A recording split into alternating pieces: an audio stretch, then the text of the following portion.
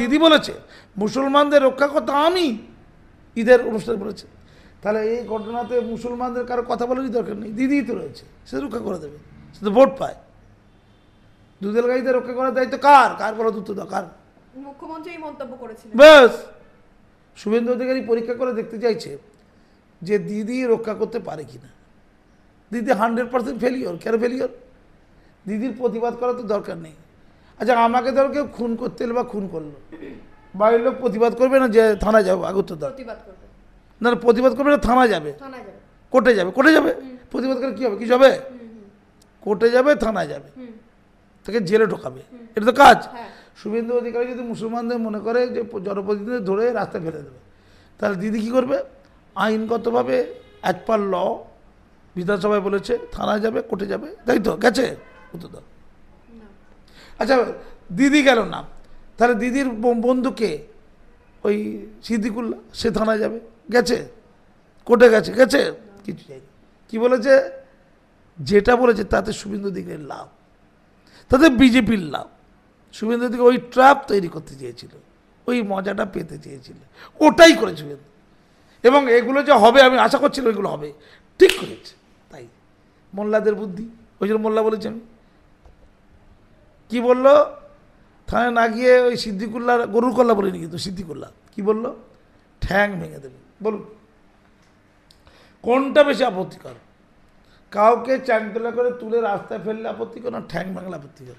ঠ্যাং ভাঙাটা, ধরুন কোনো কারণে শুভেন্দু অধিকারী রাস্তায় গিয়ে হোঁচট খেয়ে পড়ে গিয়ে ঠ্যাংটা ভেঙে গেছে, ও তো এফআইআর করবে এর নামে। কার নামে? সিদ্দিকুল্লার নামে, যে আমাকে এই ঠ্যাং ভাঙবে বলেছিল, চক্রান্ত করে ভেঙে দিয়েছে, রাস্তায় এমন কাজ করেছে, চক্রান্ত ছিল এটা। আইনে কিন্তু বিধি আছে, চক্রান্তের বিধি। তারপরে বিরাট নেতা, সে এবার অবতীর্ণ হয়ে গেল যুদ্ধে। মানে বিমান বন্দ্যোপাধ্যায় কিছু বলতে পারতো, মমতা ব্যানার্জি কিছু করতে পারতো, বলে না, করা, শাস্তিমূলক কিছু পদক্ষেপ নেওয়া, নেয়নি। আর সেই ভাগীরথীতে কেটে ফেলবে, তার কি ক্ষমতা কম? সে তো কিছুদিন পরে শুভেন্দুর কাছে গিয়ে শিষ্যত্ব নেবে, ওয়েট করুন, ওয়েট অ্যান্ড সি। ওই লোকই যাবে শুভেন্দুর কাছে, গিয়ে পা ধরে বসতে হবে শুভেন্দুর। কী বললাম? কিছুদিন আগে শুভেন্দুদেরই তো পা ধরে বসেছিল, এখানে কলকে না পেয়ে আবার তৃণমূলে গেছে। এই তো মুসলমান। ও মুসলমান ভাই, এরা কারা? যদি শুভেন্দু কখনো যদি তৃণমূলে যোগদান করে, এরা কারা? এরা মাথায় টুপি দিয়ে, বড় বড় দাড়ি নিয়ে নড়তে নড়তে নড়তে নড়তে শুভেন্দুর কাছে মোসাইবি করবে আর তার পা ধরে প্রণাম করবে, এই মুসলমানগুলো। হ্যাঁ, শুভেন্দু, শুভেন্দু মুসলমানদের মসিহা। কে?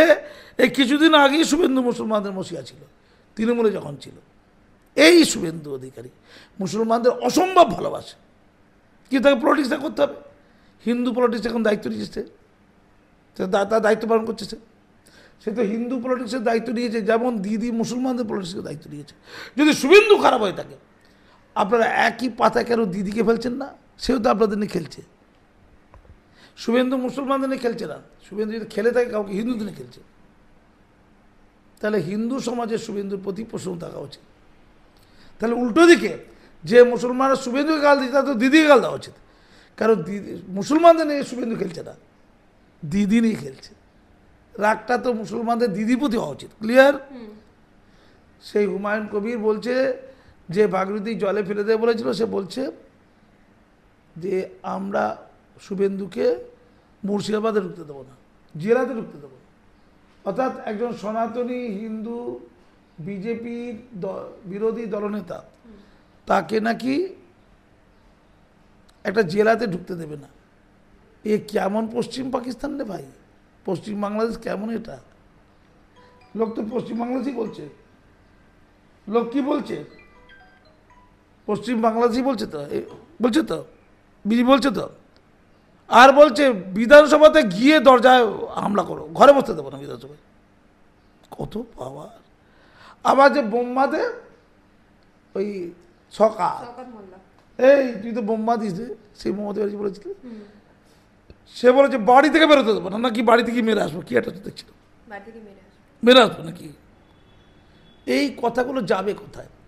এই কথা যত বাড়বে, হিন্দু হিন্দু মিয়া এক হও, তত শুভেন্দু বলবে, তত শুভেন্দুর টিআরপি বাড়বে। আর এই বিরাট অমৃত বাণীগুলো ভারতবর্ষে বিভিন্ন রাজ্যে ছড়িয়ে যাবে, হিন্দুত্ববাদী রাজনীতির লাভ হবে, বিজেপির লাভ হবে, বিজেপি পলিটিক্যাল ইস্যু খুঁজে পাবে। পাকিস্তান বর্তমানে বড্ড নীরব আছে, তেমন কিছু করছে না, বিজেপি তো ইস্যু চাই। তাই পশ্চিমবঙ্গের এই নোংরা আবর্জনা মুসলমান সকল নেতাগুলো গোটা ভারতবর্ষের ক্ষেত্রে বিজেপির ইস্যু, সেই ইস্যুটা তৈরি করা লাগে শুভেন্দু অধিকারী আবারকে। এই জন্য শুভেন্দু অধিকারীকে ডিলিট দেওয়া উচিত। কী দেওয়া উচিত? ডিলিট। যাদবপুর বিশ্ববিদ্যালয়ে দেওয়া যায় কি না একটু দেখব।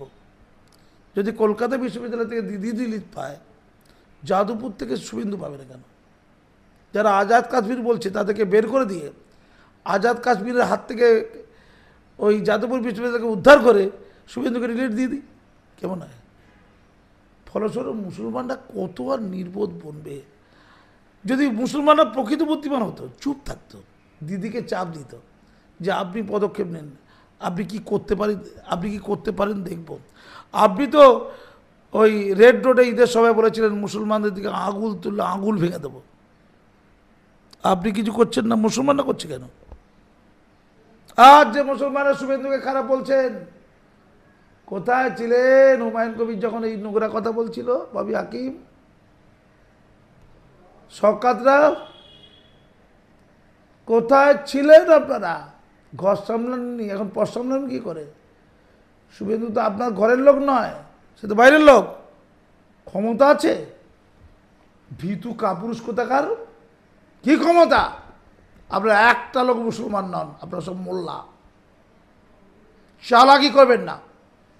মুসলমানদের মধ্যে যারা সচেতন অংশ তাদেরকে বলছি, আসুন কাজী মাসুম আক্তারদের কাছে মানুষ হতে, ডায়লগ মারা বন্ধ করুন, ঐক্যবদ্ধ হন, মর্যাদার সাথে বাঁচুন। এই কাজী মাসুম আক্তার দুধেল গাই নয়। মুসলমানদের ইজ্জত লাগে, ইজ্জত। একটা জাতি না খেতে পেলেও বেঁচে থাকে, কিন্তু একটা জাতি যদি তার মর্যাদা হারায় সেই জাতি ধ্বংসপ্রাপ্ত হয়, ইতিহাস বলছে তাই। দুধেল গাইদের কি মর্যাদা আছে? তাদের তুলে ফেলে দেওয়াটাই স্বাভাবিক। তো তাদের জনপ্রতিনিধিদের চ্যাংতলা করে তুলে ফেলে দেবে বলে যেটা কম বলেছে। এ কম হুয়া है और भी ज़्यादा होना चाहिए था। এই কুলাঙ্গারগুলো করছে নাকি? ওয়াকাফ যে লুট হয়ে যাচ্ছিল, এই 42 জন জনপ্রতিনিধি কি করছিল মুসলমানদের? এই 12 বছর ধরে তৃণমূল আমলে আরও ওয়াকাফ লুট করেছে, মুসলমানগুলো লুট করেছে কোটি কোটি টাকার ওয়াকাফ। এই জনপ্রতিনিধিগুলো কী করছিল? মাসুম আক্তার তো লড়ছিল, এরা কী করছিল? কুলাঙ্গার। দু একজন ভালো নয় বলছি না, হয়তো দু একজন ভালো আছে, আমি জানি না, তাদেরকে ছাড় দিয়ে বলছি, হ্যাঁ কুলাঙ্গার এগুলো। এরা মুসলমানদের মুখ নয়, এরা তৃণমূলের মুখ, এরা শাসক দলের মুখ, এরাই লুটে পুটে খায়, এদের বিরুদ্ধেই বদনাম বেশি। এরা ঘৃণ্য, এরা প্রান্তিক, এরা অন্তজ। অন্তজের কোন অন্তজ? পিসিপুর অন্তজ বলছি না, সমাজে এরা হচ্ছে সবচেয়ে অসম্মানিত অন্তজ। এরা দুবেলা লাথি খায়, শাসক দলের লাথি, জেনে রেখে দিয়ে। এটা মমতা ব্যানার্জি থেকে মানুষের পর্যায়ে পারে না। হ্যাঁ, ওই ফিরাদ হাকিমের মতো কিছু লোককে হাতে রেখেছে মুসলিম ভোটটার জন্য, ফিরাদ হাকিমের জন্য না। ফিরাদ হাকিমের গ্রামে কোনো গ্রহণযোগ্যতা নেই, গ্রামের মুসলমানদের কাছে ফিরাদ হাকিমের কোনো গ্রহণযোগ্যতা নেই। সেই হচ্ছে মুসলমানদের সবচেয়ে বড় নেতা।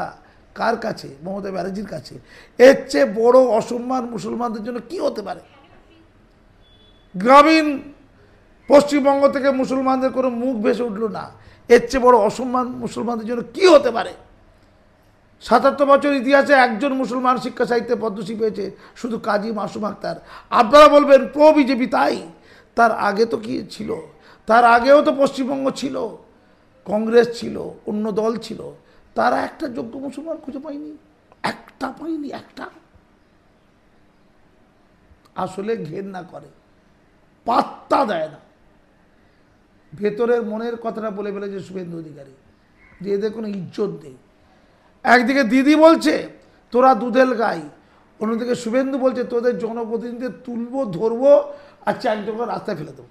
মুসলমানরা ভেবে দেখছে না তারা কেন পিছিয়ে আছে, কেন তারা শিক্ষা পিছিয়ে, শিল্পে পিছিয়ে, কেন তারা অর্থে পিছিয়ে, চাকরিতে পিছিয়ে, মর্যাদা পিছিয়ে, ক্ষমতারা পিছিয়ে, সংস্কৃতিতে পিছিয়ে, স্বাস্থ্যে পিছিয়ে, উন্নত মার্গতায় পিছিয়ে। ভেবে দেখেছে? ভেবে দেখেনি। তাই দ্রুত ভাবনা চিন্তা করুন। শুভেন্দুর পিছনে লেগে কোনো লাভ নেই। শুভেন্দুরা এটা বলতে পারছে কেন, এইটা অনুসন্ধান করুন। কেন তারা শিক্ষা দীক্ষা সংস্কৃতিতে কোনো ভূমিকা রাখতে পারছে না? কেন মুসলমানদের দু একজন সাংবাদিক মাত্র কথা বলে? এই আমার কাছে বুম নিয়ে আসে দু একজন সাংবাদিক, মাত্র মুসলমান দু একজন, তাদের মধ্যে একজনকে বলেছে দেহ পসারেনি, তাকে নাকি রেপ করবে। মুসলমানরাই বলেছে, ইমাম মৌলানাদের দল। এরা কারা? এরা কুলাঙ্গার, এরা পরজীবী প্রাণী।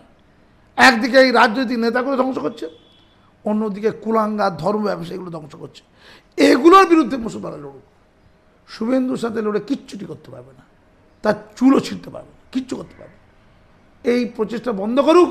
আর যারা বড় বড় কথা বলছে তারা ধ্বংস হয়ে যাবে জেলায়, কিচ্ছু করতে পারবে না। এটা মুখে তলপানি।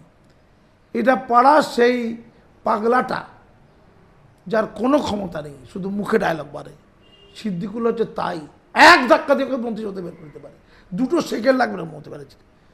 সিদ্দিকুল্লাহ অপেক্ষা মমতা ব্যানার্জির কাছে ওই শুভেন্দু অধিকারী কয়েক হাজার গুণ বেশি গুরুত্বপূর্ণ, কয়েক হাজার গুণ। ধন্যবাদ।